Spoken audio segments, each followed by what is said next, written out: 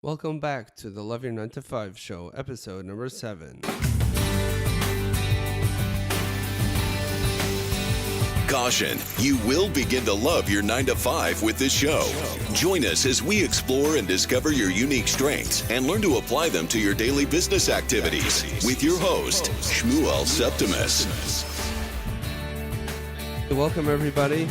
Thank you for joining us on this next episode of the Love Your 9 to 5 show, where we share with you our conversations with today's leading businessmen and women who have found their own superpowers and have helped others find theirs as well. They have successfully applied them to their personal and to their business lives. My guest today is executive coach, sales trainer, and the president of the Lieberman Group, nationally sought after sales trainer, Adam Lieberman. Adam, thank you for joining us today. I just want to say before we get started, I really enjoyed the interview that you've had on the WABC Biz Radio show, Mind Your Business. That really was very, very informational and inspirational. Welcome to the show, Adam. Thank you. Appreciate it. I appreciate it. Thank you. Sure. Adam, just before we get started, I always like for our listeners to know a little bit who we're speaking with today. If you don't mind just telling us a little bit more about yourself personally, give us a brief synopsis of your career personally and professionally so we understand a little bit your background, if you don't mind. Sure. My name is Adam Lieberman. I've been doing sales, training, business coaching, corporate consulting, keynote speeches for the last 25 years. My background is in helping people in sales to either start their career in sales, to learn the skills and techniques to become better salespeople, or to take a good salesperson and make them into a great salesperson. On the corporate level, I work with companies in an array of industries and different spectrum of business models that they're in, and I help them develop, right strategic approaches to either expand the business, grow the business, how to hire, how to motivate, how to lead a team. And the third thing I do is help people really go to find what career they may want to go into, specifically people of different background and skill sets and things that come to them naturally and easily, and we try to find a career for them that best suits their personality and the God-given talents that they have. Excellent. Thank you very much for that very complete overview. Our listener is somebody who is successful in their career, yet finding a lack of contentment in what they do, and they're looking to apply their skills to a career or a business that is more suited to their particular strengths. So I think this would fit more into the third aspect, the third project that you work on. So based, on your experience, what would you say for starters, for someone who's trying to figure out and they're trying to find what their unique skills are and, what their superpowers are and which direction to go in? What would you say is the very first step that they need to take? The first thing, candidly, is to recognize that most people that have a unique skill, talent, don't realize just how unique it is, meaning that something naturally comes easy to people. People are blessed with different things that they're good at, that they have naturally gifted in, things that they have a strong suit in, and other things that don't come so easily. And the biggest challenge I have when I coach people is that things that naturally come easy to them and they really have a desire for, they really think, what's the big deal? They don't really give it the credit it deserves. The thing to do when you want to find your, so to speak, life purpose and to find, something within a career industry that's going to speak to you is the number one thing is to recognize what do you have as a person that you have that's unique, that is your DNA. Like we have a spiritual DNA, things right now that you have from birth that allows you to go ahead and channel, use, focus on, and candidly floor your gift from birth, your natural spiritual DNA, into a career that actually pay you for it. Okay, excellent for that, Adam. I know the audio was breaking up a little bit, but just so we can understand, let me just repeat a little bit what you said, and that is that many of us are blessed with our unique talents and our unique skills, and many of us dismiss it because we think that the things that come to us naturally and easily are nothing to be proud of, and they're nothing special. And we assume that that the talents must be out there, and somehow we kind of ignore those things. And like you're saying from your experience, you've found that sometimes those are the very things that we really should be pursuing. The follow-up question would be, if that is the case, and we do so easily dismiss that which really might be our strong points, how do we go about and honing in and kind of figuring out what that is if we naturally dismiss Well, it? the thing is, there's naturally things when you were younger, when you were real young, 3, 4, 5, 6, 7 years old, things you enjoyed doing that when you thought about and you did. Some people naturally inclined to work with their hands. Some people can take something that came, in a box, and be able to build it without instructions. Other people need 3 days to build the same thing. Some people right now are gifted in so many ways. We can spend forever talking about different gifts people have and the way that they're talented, but people in your audience to understand that people are good in certain things naturally, and other things right now, they lack that talent.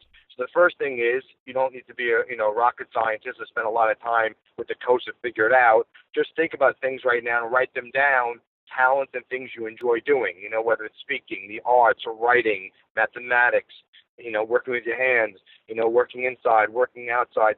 So many things that people naturally gear towards that they like. That's the first thing. Awesome. The second thing to do is there are so many professions out there. There are literally hundreds of professions. And when I speak to people about profession, a lot of times I find two big blocks they have. Number one, they don't even know what's available because either it's their first job or they're not that exposed to the workplace or different industries that are out there. And the second thing, they have a preconceived notion within that job or career or profession or industry what that means. So, for example, go back to my example before. Let's say somebody, is naturally very, is very expressive and very outgoing, right? Okay. And they're more an outgoing personality. Right. And their job all day is just, let's make the extreme example, to work on an assembly line all day long doing a job that's monotonous. Now, people sometimes have the opposite personality. They're more introvert. They're more quiet. They want things without using a lot of mental brain power. They really want to just literally go to their job and do things that don't require a lot of mental exertion, and they're more introvert. So if somebody right now that's outgoing, more personal, like to speak and be with people, and they're in a job right now that's a monotonous job, right, where they're by themselves, they're working in a cubicle, they're doing data entry, they're working on a proverbial assembly line, what happens is they can't be happy because their personality is such right now that they take a career and a job that doesn't allow them to use the talent they have. So after work, they need to express themselves. And unfortunately, people sometimes they have poor personal relationships, whether family or friends or coworkers. A lot of times what happens is they're so constricted during their 9-to-5 job because they're doing something right now that goes against their core personality and their core strength and their core skill set, that when they leave that, they have to express themselves differently. So when someone may want to have a quiet conversation after they come home from work, this person right now has been in their world cooped up all day. They haven't been able to express themselves. So they're going to be out there, running around, doing things right now instead of being in where they need to be. So the point is not to lose track of that when you find a career, an industry, within that industry, there could be many different facets of that industry that allows you to go ahead and be expressive or be focused, to be, not using your mind all day. So don't have a preconceived notion of the industry or job. Within that job, you may find something right now that best suits your personality. Awesome. I think the best analogy for that example would be kids coming home from school, which maybe not everyone feels, that would be they're all cooped up and they come home. And, when the adults do it, we don't find it as humorous. But that's really can be a very simple and basic explanation for why that can really be the case because of that misfit. So we got step number one is to go back to our youth and to look at the activities that we enjoyed naturally. And now in our adult life, we should realize that nothing changed. Those are still the same things that we enjoy. Number two is the profession that we're looking for is out there. There is a profession that fits our skill set. And if we're not content, chances are that we're doing something now that that is not a perfect fit, or it's not even a good fit, or perhaps a very poor fit for what we're doing. Now, that is something that's very illuminating because some people feel like, okay, there's an accountant, lawyer, and I could work as an hourly employee, but if none of those things work for me, I'm just going to have to accept it. I think that's where this comes from, where we just accept that it's okay and we work because we have to, and we don't feel like it can never be a good fit. So Right, but I'm gonna give you a nuance, which could be a game-changing nuance, in terms of how to approach this. And give it to me. bring up a lawyer, right? So I work with people in the past that say somebody grew up in a very creative household, right, and they're creative genes.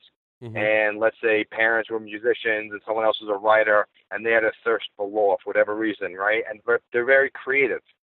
Well, they become a lawyer, and within the law, and I'll explain to you in a moment what I mean by this, there are so many different nuances and so many different ways to actualize your law degree. Specifically, somebody right now that is creative and outgoing, if this same person became a lawyer, right, and they spend their entire time doing research and writing up, memorandums and writing up motions, that's what they did the entire time. Well, they can be creative to some degree because they're writing, but most people will tell you right now they're not enjoying how they felt they were going to be enjoying being a lawyer.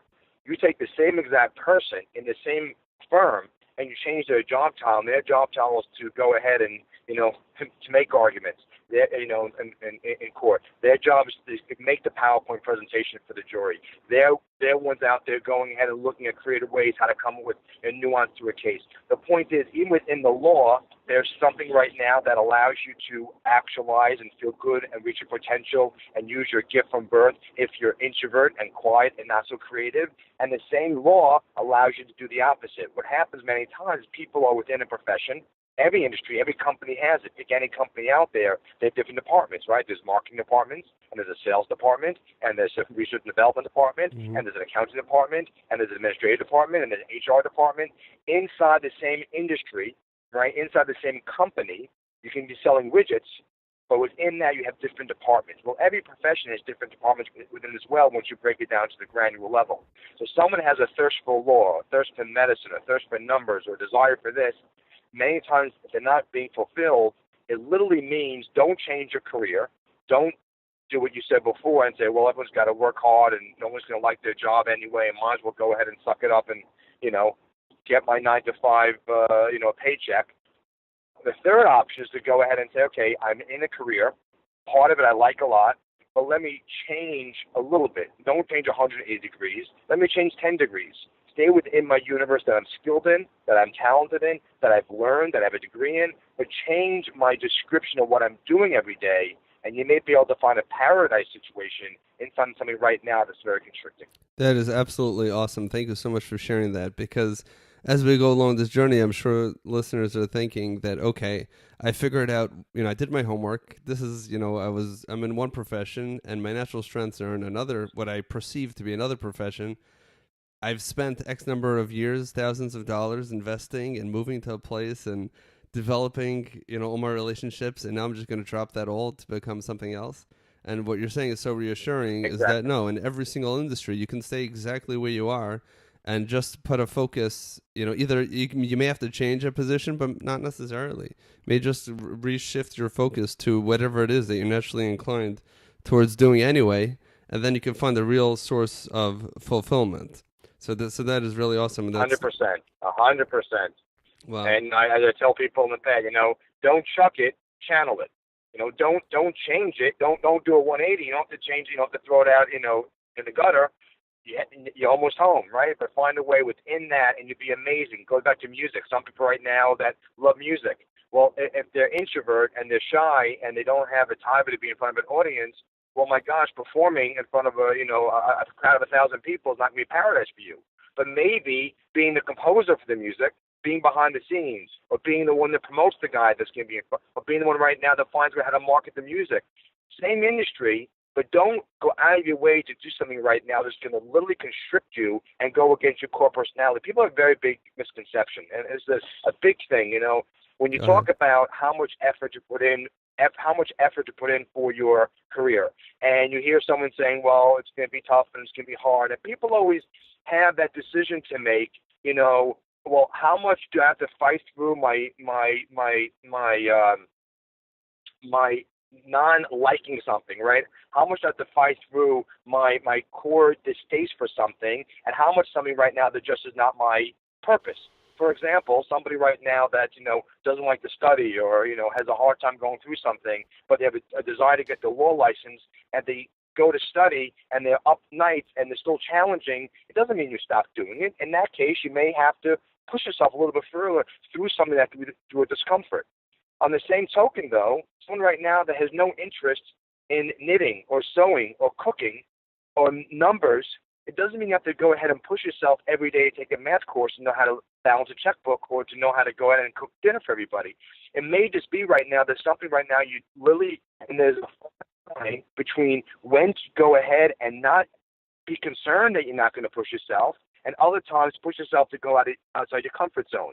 I will tell you, some people have a lot of guilt. They feel like right now they don't feel good about themselves. They say, listen, if I don't push myself in an area that doesn't come easy to me, that means that I'm giving up and I don't want it enough and I need to push myself. Right. That might be true for a lot of things, but for many, many, many things, people have put themselves because they know that if they give up or they should push themselves, all beginnings are hard and things naturally are hard. Hold on, just because the audio is just a little bit choppy. So let me just make sure that the listeners were able to get that last piece. From what I understood, you were saying that if someone's in an industry and there's a certain part of the industry or a certain part of their responsibility which seems to go against the grain of what they are naturally, so instead of adopting the martyr syndrome sort of and saying that, okay, this is my responsibility and this is why I earn my paycheck, because I'm doing the things that are hard for me, and let me focus on that as opposed to working on my strengths. It doesn't necessarily have to be that way. It's okay to do the things that work well naturally and only do the things that are difficult to the extent that I absolutely must. Is that what you were saying? Yes, it was inside your job, but also there's people right now that say, okay, listen, I need to get a job, and they pick something right now that, it doesn't speak to them at all, or they think it may speak to them. So go to the example again of being a lawyer. Someone that's a lawyer that, is more, thinks he wants to be a lawyer, and he studies, and he has a hard time for the test, but he wants to be a lawyer, he goes through it, and then he goes ahead and he takes on the responsibility, and it just simply he doesn't connect with it, and he's not enjoying himself. At that point, there's a fine line to decide. Do I continue to go ahead and push myself because it is what I'm meant to be doing, and it is something that is my calling, so to speak, and I know I will enjoy it, but there's bumps in the road, and I gotta man up, so to speak, and push myself and not be concerned right now to be bumps in the road. I'm gonna go through my comfort zone and succeed. That's fine. It's when it crosses over and you have this same mantra and something right now that you shouldn't be focusing on, right? And the expression is, no matter how hard you run east looking for a sunset, you're not going to find it. You can be focused and dedicated and committed and wake up early. You run east looking for a sunset all day long, you're not going to find it. Right. Meaning, ultimately, sometimes things are not just what you should be doing. So if someone right now doesn't have a desire for numbers, you have to really have a desire to go ahead and be in the number business. Well, at one point you may want to reevaluate where you're headed. That's all. Got it. So there's a point where we say, okay, this was a mistake. There is a point where you do cut your losses, and we do say, you know what, that was a bad decision. And it doesn't mean that every single personality will fit into every job, even though there's a level of flexibility within every profession. But there is a point where, perhaps someone made a mistake based on lack of information or whatever, any other factor that could have affected that decision. And where then it is appropriate to say, you know what, let's cut the losses and move forward. Did I understand that correctly? And if I end up saying right now, 100%. And if I end up saying, by the way, you said it very well. I end up saying right now, there's nothing about my job that I like, nothing. And every day I dread it, and the clock goes backwards, and I go there, and it seems like every minute seems like 2 hours, and it happens day after day, and there's nothing redeeming about it. Well, yeah, then you have to reevaluate your company, your boss, the industry you picked, the career path you're on, 100%. But if you go to your job and say, listen, half the stuff I like, other half I don't like, then you have to decide at that point, do you continue to push yourself through the things you don't like because you have responsibility not to give up on things right now that are a little bit challenging? That makes sense, right? You go to the gym, you want to lose 30 pounds, well, you're not going to lose 30 pounds overnight, and the next day your muscles will be sore, and you will be, achy. Well, that doesn't mean it's the wrong approach. It means that's the initial process. It's going to be difficult, and you can continue to march on and do it. On the same token, if you are if you're 5'1" and you want to be an NBA championship basketball player, not that you can't do it, right? But But you may want to pick something right now that's better suited to what you're naturally skilled at. That's all. Got it. Adam, if you don't mind sharing with us, going back to perhaps to your early days, or if you're more comfortable with a client's early days, of an example of someone who perhaps was in a line of business that was not a good fit for them, someone who came to that realization that, this either was the wrong business completely or it was just something needed to be tweaked within that industry, and then made the change and really saw some great results. Have you had that experience yourself or perhaps with one of your clients? I can tell you one of the stories that I often tell because it really brings the point home, because there's a fine line between when to give up and when to march on. And this is an older story, but it's still very powerful today. Go for Federal it. Express, FedEx now.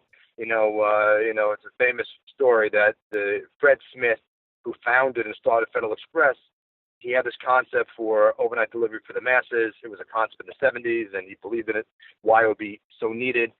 And he wrote this thesis paper up in college, and the story goes he got a C+ on this concept, with the Federal Express concept, and his professor didn't like it. And the first lesson there is, although someone right now that runs the business department for a college would know the best thing about someone's new business, he gave the paper a C+, and ended up being one of the biggest success stories of all time in modern business. So first lesson is, just because somebody says something can't be done is not a proof that that's something you should give up on.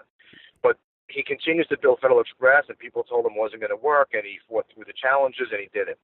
In the 1980s, fax machines first came out, and when it first came out in the 80s, a fax machine was very, very bulky. It was half the size of a copy machine. And it wasn't in scale yet. It was very expensive to buy, and no businesses would buy them because they were too expensive unless you were a very large corporation. So we started a new business, Federal Express did, called Zap Mail, Z-A-P, Zap Mail, Fast Mail, Zap Mail. And its concept was to go ahead and to take these fax machines, these large, bulky pieces of equipment, and to put them in various spots around the country. And someone will come with a document. They'll go ahead and give it to this Zap Mail representative behind the counter, and they would take this document. Instead of getting Federal Express, which is overnight, they can get Zap Mail. They would actually take this mail. Today, it's now so commonplace. Of course, now you have email a document, but 15 years ago, you had a fax machine. You can take this document, fax it anywhere in the world, and it came out on the other end as a document. Well, before it became, so inexpensive, people that have their own had this concept called Zap Mail. Anyway, he built a business. He's invested millions and millions and millions of dollars into this new division of Federal Express, and people told him once again it's not going to work. And all the reasons why it wasn't going to work were the same things they heard at Federal Express when he first started. People weren't interested in same-day documents. People were interested in paying a premium for it. Heard that about overnight delivery. People didn't want to spend money for overnight delivery. Was a needed business. And he kept getting the same rejection, but he said, listen, you were wrong the first time, and I proved you wrong. I did it a second time. Anyway, as he kept investing millions into this new in this new division, the scale of fax machines changed dramatically. Prices came down, volume went up, the affordability changed dramatically. And in the start of 5 years, what was a $4,000 piece of equipment became a $1,000 piece of equipment, and then less from there. So we slowly had to realize right now that Zap Mail, that was this great invention, as it became commonplace for industries and businesses to have their own fax machine, became on the borderline becoming obsolete. So he had a major meeting with all his shareholders and his employees, and he came with the following, bottom line. He said the following. He said, just what I told you, when I started Federal Express, people said it wasn't possible, couldn't be done, it wasn't needed, and we built this massive, Fortune 500 company. I started Zap Mail, heard the same naysayers, and I was convinced it's going to work. And the next line, I think, is a game changer and specifically answers your question. Okay, give it to us. He said in business and in life, there's a very fine line between persistence and stubbornness. Awesome. A very fine line between persistence and stubbornness. And he says, unfortunately, I didn't see where the line crossed. I was persistent, and then I realized this industry was going in a different direction. The same concept of Federal Express was not analogous to Zap Mail, and I became stubborn. I didn't see the proverbial writing on the wall, and I invested too much money and stayed in too long than I should have. So in business, the same way. Are you starting a career right now and you feel like you're Federal Express and people tell you can't do it, you shouldn't be doing it, it's not the right thing, but you believe in it enough, you're going to march on? Or are you going to be stubborn when there's so much anecdotal evidence right now that it's not going to work out? That's something right now that you need to get business consultants and a friend and advisors maybe to help you navigate that. But ultimately in business and in life and in finding a career that makes sense for you, you trust your gut, go with what you think makes the most sense, learn all you can. And then as you get new data and you get new information, if you change your course, it's okay, because the greatest winners in business and success stories, they succeed now, but they can tell you, 5 or 10 or 15 things that didn't work out, they got them there. So if you keep that in mind, you won't have such a big concern and you won't see yourself as quitting. You see yourself as just redirecting your talent. Awesome. I mean, that is such a powerful story, and it kind of touches on every single point that we've discussed today, from finding what works, and persisting, and not getting too stubborn when the time comes and when you realize it's time to call it quits. Adam, I really appreciate your time today. Before you've shared so much valuable advice for all of our listeners who are, in their careers, being successful, not feeling content. And we have some really practical action items to take in order for us to get more in touch with our natural gifts and to make any adjustments if necessary to reach that level of contentment. One final question before we get your contact information and we sign off. If there is one business book, and I know there are so many great business books on personal development and business coaching, but if there's just one that you would recommend for the audience to continue down this path, finding out what it is that is their unique strengths and capabilities, their superpowers, and finding out how to apply them, what is that one book that you would recommend? So I will give you a recommendation in a moment, but you're not going to like my direct answer. Most people don't like my direct answer because it's not what they want to hear. But the answer is, and just like, I'm fond of saying, although I've been a sales trainer for 25 years, I said sales training doesn't work and sales books don't work. They don't work. In the same way diet books don't work. Nobody wants to hear, eat less and exercise. They don't want it. They want to hear the grapefruit diet, the thumb diet, the walking diet, the stand your head in the corner diet. They want to hear things right now that are easy, right, than just eating less, eating the right kind of food, and exercising. So those things are not true? There's no tricks? No, the thing is, everything out there, a person, listen, the examples like this, if you go into a gym, any health club around the country, right, every health club will sign up every single month, 20, 30, 40, 50 new members a month. You go to Gold's Gym and Bally's Gym and all these gyms around the country, They sign up people month after month after month. They sign up 30, 50 people a month. And I ask people one direct question. They never build a single new locker. How do you have a business right now that signs up people month after month after month? Because we sign people up in January, it's 30 people. In February, it's 30 people. You have 60 people, then 90 people, and 120 people. The year you have 1,000 members and 2,000 members. No, the business could possibly accommodate that kind of growth unless you expand your facility. Right. But health clubs know it all too often. They have 30 members and 29 and a half don't show up, right? So the reason is everything is there. If you want to lose 30 pounds, they will tell you, all things being equal, you give us 3-4 months, you can do it. We'll give you the best equipment. We'll give you a personal trainer. We'll give you the best exercises. We'll give you the best environment. You can really do it. But we can't do the workout. We can't break the sweat for you.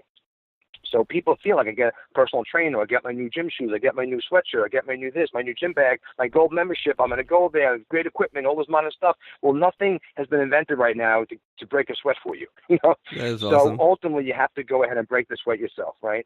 So therefore, diet books and sales books and career books and success books, they do not work. Now, just like a personal trainer, yeah, he can take your exercise and make it be 10 times better, 100%. He can take, listen, don't do the exercise this way, do it this way. The results will be much better, 100%. So personal trainer, personal coach could take what you're doing and make it better. No, last time I checked, Adam, I thought that was one of the things that you do. Again, the point. A personal trainer, like a sales trainer, like a sales trainer and a personal trainer and a business coach can take what you're doing currently as a sales trainer. If you're doing X, X in sales is doing something. It's making a lot of phone calls. It's being persistent. It's following up on leads. You do that, then yes, sales training is phenomenal. in my opinion, it can make you go from good to great. It can Right. increase your income by tenfold. I believe it wholeheartedly. A personal trainer, right? People in sports have two coaches. Why? And the higher you go up in athletics and in the arts and in business, you have one or two or three coaches helping you along the way. Coaching is great. Trainers are great, but ultimately can't take the place of your effort. So when people look for a book or a secret or one line to help you, it doesn't exist. So therefore, it can't do the effort for you. But if you want to do the effort, then yes, the training and the books and the diets and the right kind of concept could make it go on steroids, make you succeed much quicker, much happier, and much better results, 100%. Awesome. With that preamble, there's a handful of books out there that are fantastic, and whether in sales, there's sales books out there that are great, written, by Tom Hopkins, great sales books, written by Zig Ziglar, great sales books. There's a book called The Little Red Book of Selling, great sales books. But again, nothing. I will rather take a guy that has no books and no training and nothing, but is going to work hard, or is a guy that's going to work not hard of all the training in the world. I'll take the first guy, not even a question of it. I'll take that guy any day of the week. Awesome. So ultimately, you're going to find what works, and you find what the right techniques for yourself. You put the effort in, the books and the things out there, they'll come to you. You can write your own book. You work hard enough, and you put the effort in, you'll know what works instinctively, what works. All right, Adam, you can write the foreword to the book. We have a deal? No. Okay, that is such a fantastic answer. I really appreciate that. That is so different from everything that's out there, because a lot of the advice that's out there are people really promoting themselves. And what you're giving is so genuine and it's so authentic. And that is the reason why it is so refreshing. So thank you so much for sharing that. If the listeners want to get a hold of you and perhaps find out more about you and your company, what is the best way for them to reach you? The best way is through email. It's Lieberman123 at AOL, ALieberman123 at AOL.com. Okay, excellent. Thank you so much, Adam. Again, my guest today is Adam Lieberman. He is the executive and business coach, and as well as the nationally sought-after sales trainer. And Adam, it's been really an honor to have you on the show today. Thank you so much, and I look forward to continuing this conversation another time. Thank you so much for your time. My pleasure. Thank you.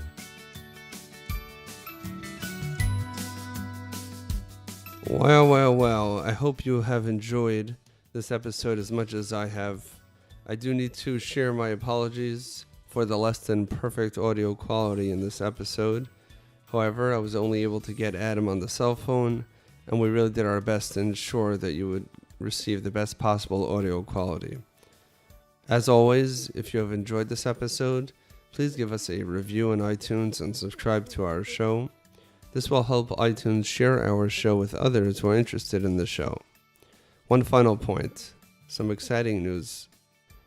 For those who have been following the recent episodes, you will hear several guests referring to and recommending the book entitled The Go-Giver, co-authored by Bob Burg. I read the book based on those recommendations, and the sequel, I really connected with the content on a deep level. I'm excited to share with you that we will be sharing my interview with Bob Burg on next week's episode, so make sure not to miss that one. Looking forward to seeing you there in next week's episode. And until then, I wish you continued success in defining your unique passion and finding the best avenue to express it.